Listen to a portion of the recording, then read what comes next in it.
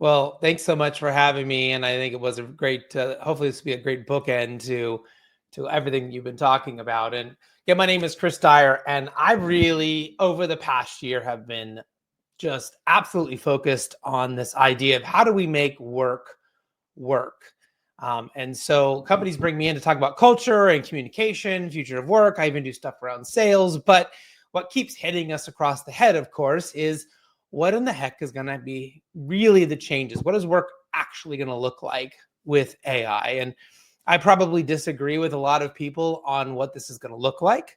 I think companies will find every possible way to get you to do more work, and keep people and to keep everything going, and just find a way to make you more profitable for them, make you more productive. Now, we may see that shift. We may see a group of people decide that's not what they want. We saw, the people who went into Ubers and went into Instacart, and we had those group of people who left the traditional market and went into something else. But we still see that people are working just as hard. And I don't think AI is going to help us work less. It's just going to be a way for companies to help us work more. But as leaders, what the heck does that mean for us? Most of us might be stuck in the middle of implementing that and helping people and trying to figure out how to keep it all sane. And that's hopefully maybe what I might help you understand a little bit today. Really, I think this is your last summer. And I hate to sound so, ominous about this, but this might be the summer you look back and say, wow, everything was so simple. We didn't even know what was going to happen. We didn't really understand. A bit like if you look back at like February, right before, COVID went crazy, how we were all out at parties and walking around having no idea we were going to be locked in our homes for a year, right? This might be that moment this summer when your final days of innocence are here before AI just completely takes over. And so I say this because if you are not working on this problem, if you're not actively playing with AI, experimenting with it, talking to your team about it, and being as up to speed with it as you can, wherever you are on that spectrum, you're going to get left behind. Right? So we talk about these different groups of people. There's going to be a group of people who get left behind. And we saw this with smartphones. And I'm going to talk about that a little bit here a little later.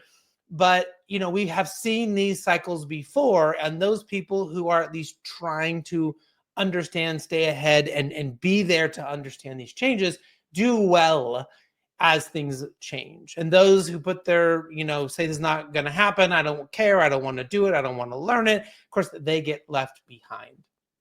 Now, I do find a lot of inspiration and sort of happiness in what is happening, because we have been complaining about certain generations for a while now. And I'll tell you that the current generation, Gen Alpha, they're using AI in a way that is surprising. I would say for many generations, we have complained that they don't do things on their own. They don't sort of advocate for themselves. They sort of wait. We've had a lot of complaints about millennials and Gen X and things like that. And I will tell you, I would just do something, try to go figure it out. I didn't have a smartphone, I didn't have Google, I didn't have any of these things. And I would try. And if I failed, I failed. And if I succeeded, great. For many generations after me, we've not seen that pattern.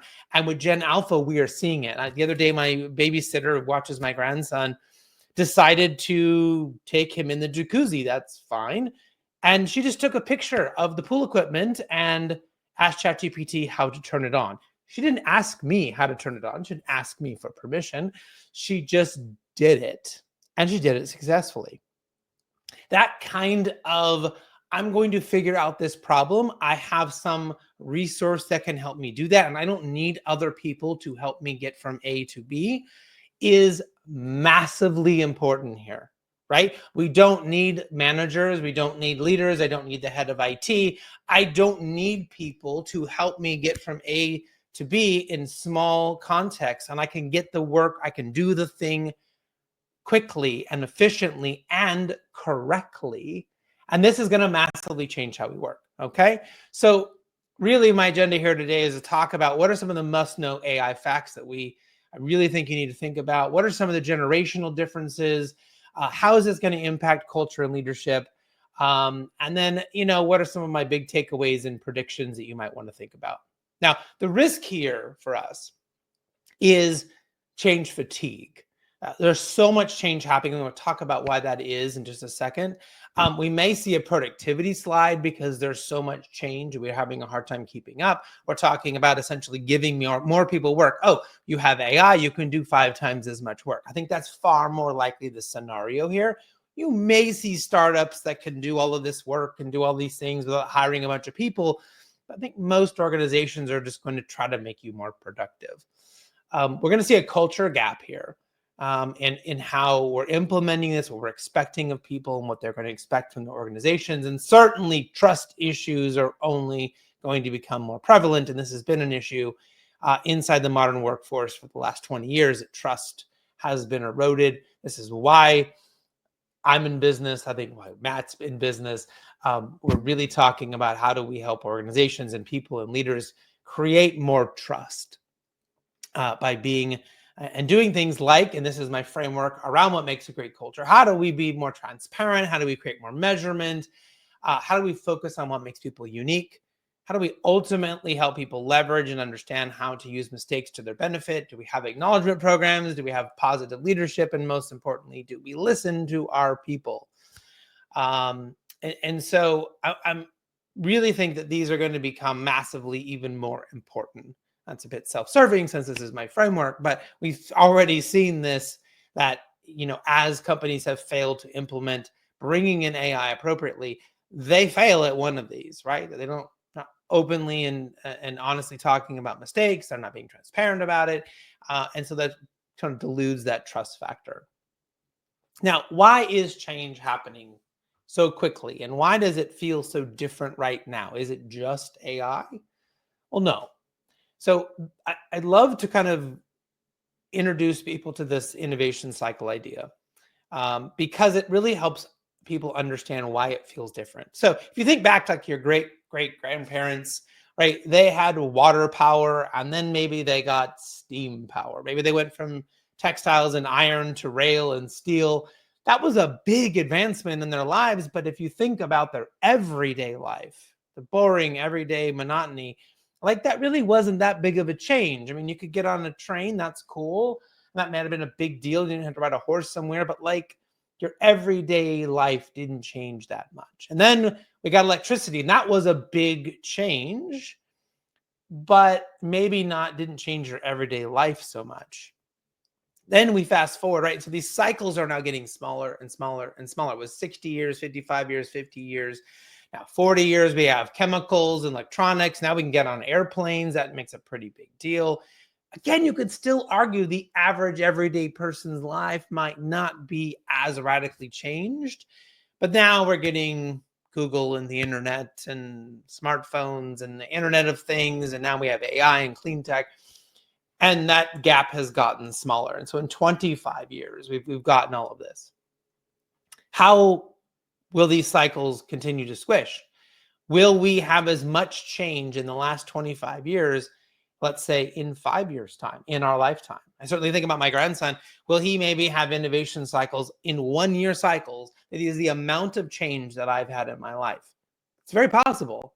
And so we have to continue to make change a part of our cultural sort of perspective and how we think about moving forward. Now, I got really kind of nerdy on this. I don't know if you've heard Mary Meeker before. She did a huge, like 700 or 300 page report. It was huge on AI. And so Mary's like the queen of the internet. And when she puts out a report and says, hey, this is happening, this is real, this is going to impact your business, people listen.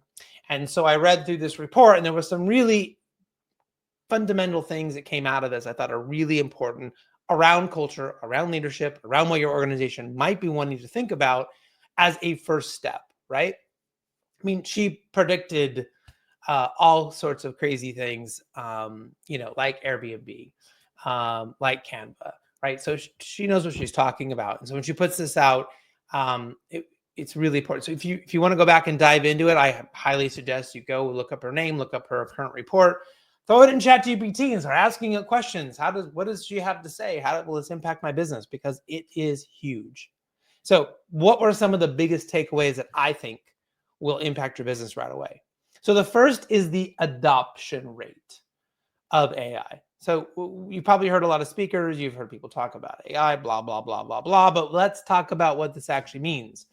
800 million new users just in ChatGPT in the last 17 months. So if you compare that to smartphones, okay, there was a time when we all, some people had phones. I remember like my grandfather had a phone in his car. Like that was a big deal. Most people didn't have phones. And then like all of a sudden, smartphones became a thing. It took 5 years for smartphones to reach 800 million users across all different manufacturers. ChatGPT alone has done this in 17 months. So I'm not even counting Claude, and I'm not counting Perplexity, and I'm not counting all of these other ones. We know there's a lot of like doubling and tripling up, people using lots of different systems. But if you look at just ChatGPT alone, it's massive, right? Netflix, it took them much longer to reach this kind of user base. So we have more users quicker. That's huge. Okay. We also have a huge collapse in how expensive it is to make and run these programs, which is massive. Right? It took smartphones a really long time to become affordable, and you could argue they're still not that affordable. For $20 on ChatGPT, I have all the information I ever need to run everything I need to run. Right? So there's 105,000x drop in the cost to run these programs. Massive adoption, massive decline in cost. That is a recipe for we're going to have more of this, right? And then what we're seeing is that the builders of all of this, the programmers, are massively adopting using these programs to do their work, right? That they're not saying, no, I'm going to do all the coding. No, they're saying I'm going to co-code along with these programs. So there's a 63% all-in adoption rate by these programmers using these tools, which is up 44% from last year. So AI is being used, it's being adopted, it's being accepted, and it's less expensive to run. Okay. So what does that mean? Where are we seeing from sort of the outlier standpoint? Now, if we go to the absolute extremes, we talk about the pendulum. Pendulum has swung all the way for some companies, and we're seeing some AI first mandates. Now, there's been a lot of backlash for some of these companies, but certainly Shopify has said, in a memo that AI must be reflexive. Employees must justify if they're not going to use it. That they need to essentially be AI first. Now, Duolingo went even farther. They had a huge backlash that they are AI first, that they were not going to hire someone unless you could justify that the work couldn't be done by AI. We have seen some issues on their end with how their program has worked and how well their quality has been. And so we'll see if that keeps up, right? If that pendulum changes back or not.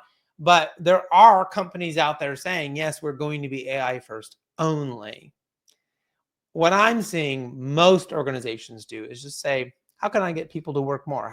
If we can do $100 million this year, we can do $200 million a year next year with the same people. I don't think that's actually possible for every organization, but that's what we're seeing their mindset be, which is really important. So this really starts to impact the ROI of all of this. There's a Stanford HIA study that 14% higher productivity gain when just an average group, an average team uses some sort of AI co-pilot, right? They're immediately seeing a 14% gain in productivity. That's not enough to say we're just going to get rid of 7 people out of 10. But that's enough to say, hey, we're more productive. We can do more. We can sell more. We can make more. We can service more clients. And so what we might see is more consolidation. You may see some organizations go out of business while other organizations step up and take on more market share. And that is far more likely in the next 5 years than, hey, we're just not going to hire anybody. Okay. So this ROI is very measurable. It's not theoretical. And I think we were in that theoretical phase last year. We're in a very measurable phase this year. And so we also know that we're seeing a bit of a morale boost from a lot of employees. This particular report showed a pretty big boost in morale because they felt like they could handle things quicker. They could get answers faster. They didn't need to wait for someone else, again, to give them that decision. I use that funny babysitter example. Like, she didn't need me to tell her how to do the thing. She just went and did it. Right. And so for the average employee to remove resistance and to get more things done right now is a huge benefit to them being happy in their jobs. Okay. So 14% is a huge number. And that was just for a team who's just starting out, who's just the first time using a basic AI copilot. Can you imagine what that productivity is going to look like as they get more sophisticated? They begin to use it at a higher level, and they bring in things like projects, and they bring in things like operator, and there's all these other types of things. How much better can we help our people feel and help them get things done in a more productive way? Okay. So what do the numbers really mean? What does this mean when we talk about having 800 million users and way less cost? The AI adoption rate is really outpacing every other prior tech wave. And so we know planning cycles are going to begin to shrink. We do know that organizations are going to start looking at more skills-based jobs, right? So where skills play a bigger role. And so can someone come in? Do they have the skills to do the thing? I saw a funny, not funny, but an interesting TikTok the other day talking about, people who are pitching movie studios right now. Like, half the conversation is around how well do you prompt? Like, can you prompt and do all of these things you need to do in order to get the project to the final step to actually be turned into a movie or a sitcom? And so their skills in prompting are a big part of the conversation. So we're going to be looking at skills far more than anything else. And then, if your organization is going to do something like Shopify or Duolingo has done and mandate some of these different frameworks, are you doing it with trust and transparency? I will say that those two organizations have been very transparent about what they're doing. Not everyone likes it, but they've been very transparent up front about what they're doing and why. So really think about AI's adoption curve, that it has outpaced everything else in the last 40 years, right? Really understand that enterprise and public sectors are spending real money on this right now. $250 billion in additional budget it's a pretty safe number just in the United States.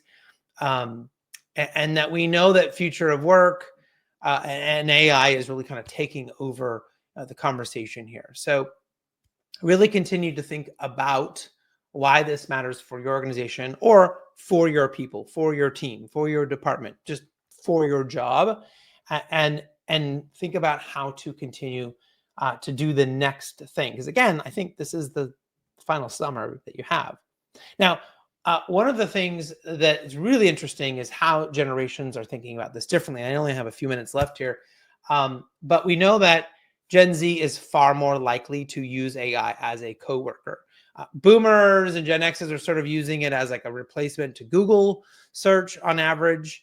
And Gen Zs and Gen Alpha even are using this more as a coworker. And I thought it was a great quote by Sam Altman the other day. 20-somethings are using ChatGPT as an OS for their life. Right? That is a far different implementation than I'm going on ChatGPT and saying, tell me about elephants, right? Something you could have done on Google. That's not how younger people are using these tools.